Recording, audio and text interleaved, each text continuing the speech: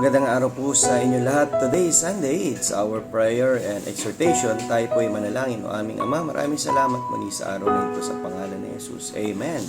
Well, 1 Thessalonians chapter 2 and verse 16, forbidding us to speak to the Gentiles that they might be saved, to fill up their sins always, for the wrath is come upon them to the uttermost. Well, kaya nga sabi ni Apostle Paul, talaga may mga tao na pinagbabawalan silang magturo ng mga aral mula kay Jesucristo.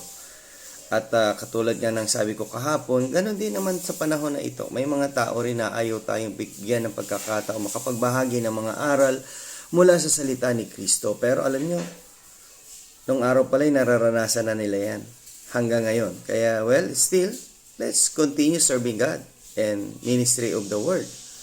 Kaya nga patuloy tayong magbahagi ng mga aral mula kay Jesucristo sa mga tao na nais makinig, maging sa mga nais na hindi makinig, upang sa ganon ay mabuksan ang kanilang isipan at puso na tanggapin nila si Jesus na maging kanilang Panginoon at tagapagligtas. Kaibigan, Sunday na ngayon, March 3.